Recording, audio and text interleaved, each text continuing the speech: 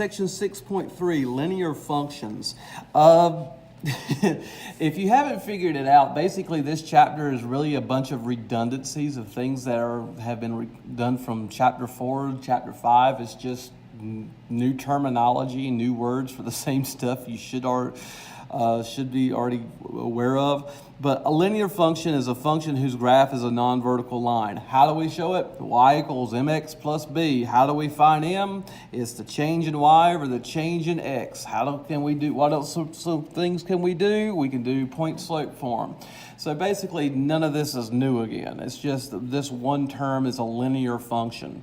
So just to kind of show you a little something, if I were to have a graph, and that's not a very good one, anyway, if I had a graph and I drew a line, this is a linear function. If I have a graph and I drew this line right here is a linear function. If I have a graph like this and I drew a line this way, this is not a linear function, okay? It's just not. So that's what it's saying, that it's a function whose graph is a non-vertical line. Easy peasy, lemon squeezy. All right. So let's just go to these problems here.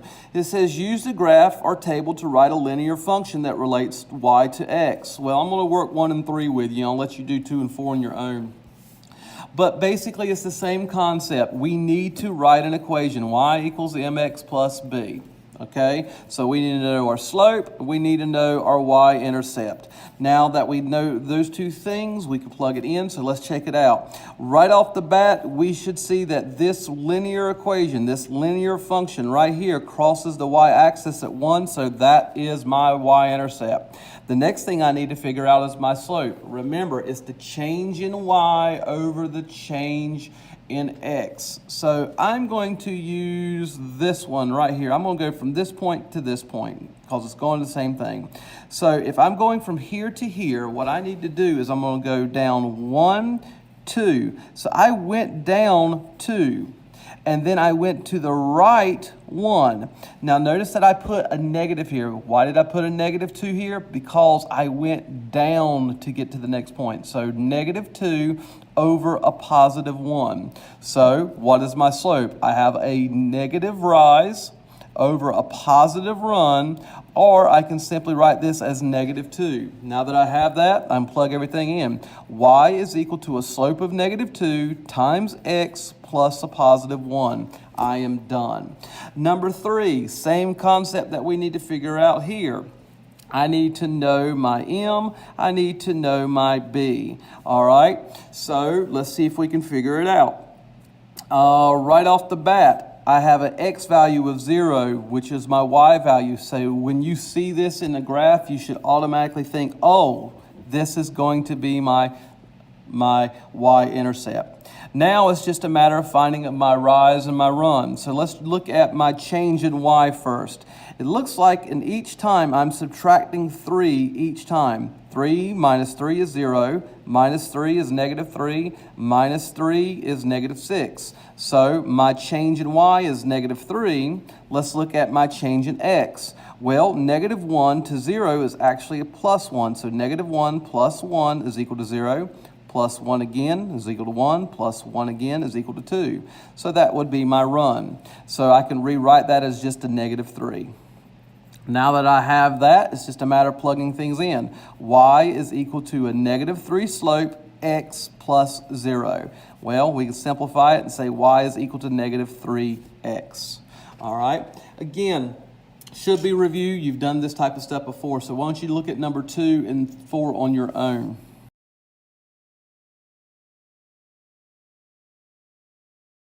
So what you should have gotten for number 2 is y is equal to 3/2 x, and for number 4 you should have gotten y is equal to 1/5 x. Again, these are pretty simplistic. Just remember that you have all the other things, so if you get some more complicated problems that don't give you the y-intercept in a table, remember you can always use your point slope equation or your other equations that we already learned back in chapter 4. So just kind of review those things again. All right, number 5. The table shows the cost y in dollars of X fluids of brewed coffee. All right, so if we were looking at it, if I were to buy 0 ounces of coffee, it would cost me $0, which makes sense, and then so forth, so on. All right, which variable is independent? Well, remember back when we talked of a few, I think it was, the very first section, I gave you a definition. X values are your input values and your independent variable. So which variable is your independent? It's your X. It's your fluid ounces, okay? Which is your dependent? Well, that would be your cost, all right? This is independent of the other. Now it says write a linear function that relates y to x, okay? Not so bad. So let's, again, what do we really need to know to do that? We need to know our slope, we need to know our y-intercept. So if we were looking at this, automatically you should see, hey, x is 0, so, and the cost is 0. So automatically you see that the y-intercept must be 0. Now let's start looking at our slope. Our change in y seems to be a 0.5 each time. So it's going up 50 cents each time. So that's going to be 0.5 over, and let's look at our ounces. So this would be a plus 8 each time.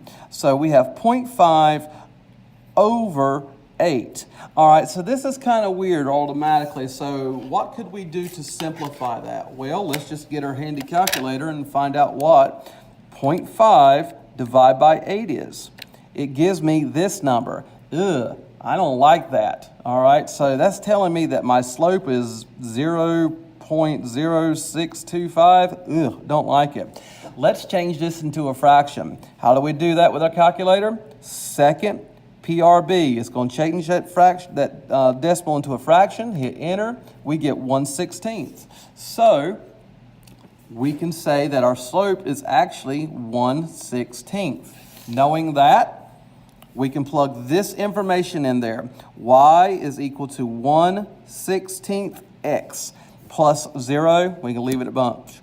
Now this tells me to graph the linear function. All right, so that shouldn't be too terribly hard to do.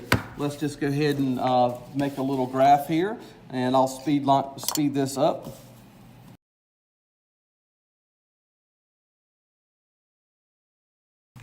All right, so I've got myself a little graph started. What I did is I counted by 8s on the bottom. Notice I just kind of skipped a line to make this look a little bit better.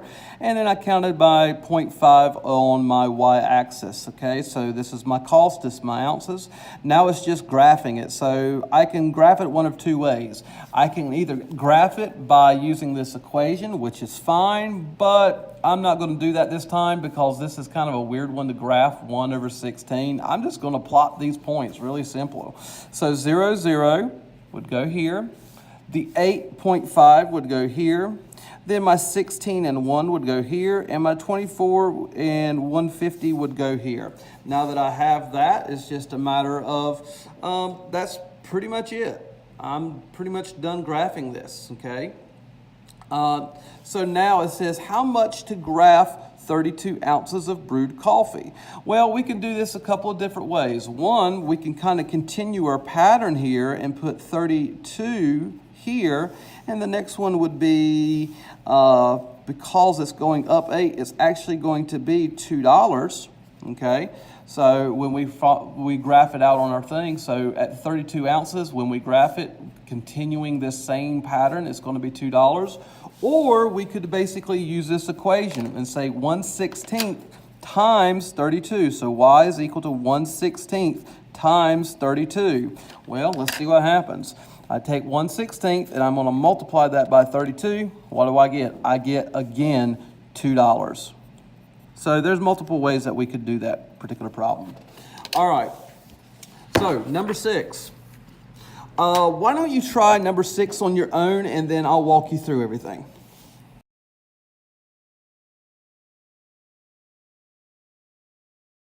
All right, so for A, our independent variable is our height because our height is our x variable, our input. Our dependent variable would be our area, or our y. It says write a linear function. You should have gotten y is equal to 3x. Again, why do we know that? Well, this has a y-intercept of 0 based upon this chart. Also, if we were to look at our rise and our run, our change in y over a change in x, we have a change of 3 in our y and a change of 1, which we can simplify to a slope of 3 over 1, or just 3. Plug that in. Then graphing the linear function, basically you can kind of graph it however. This is the way I did it. Very simple. You can check yours. It should be very similar to mine in some form or fashion.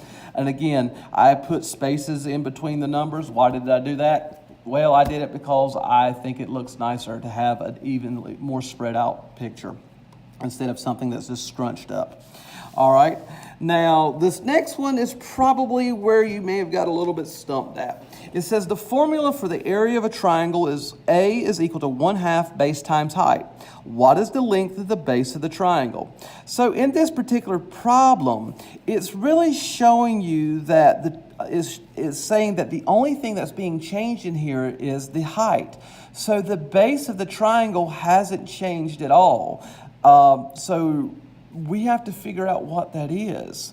So one of the best things for us to do is to plug in some numbers. I wouldn't use 0, 0. Let's use 1 and 3.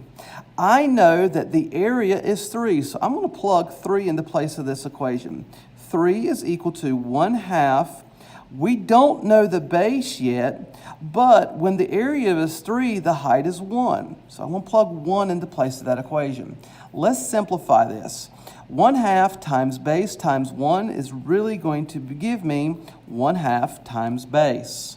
Now my job is to get base by itself. So how do I do that? I am going to divide by 1/2 on both sides because these two are multiplying.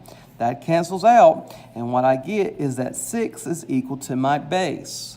So if this is true, we can plug this 6 in for any of these numbers and combine, and we're always going to get the exact same area. So let's prove that. So we know that our base is 6. Let's use 3 and 9, for instance. If this is true, our area, which is A, is 9, is equal to 1/2 times the base, which we have discovered to be 6, times my height, which is 3. Okay? So let's find out if this is true or not. I'm going to say 1/2 or 0.5 times 6 times 3. And if this is true, if my base is indeed 6, this should equal to 9. And it does. So my height, my base, no matter what the height of the triangle may be, this is the only thing that's changing, will always be 6. All right, and that's it for this video. As always, you know how to find me, and I'll see you in the next one. Bye-bye.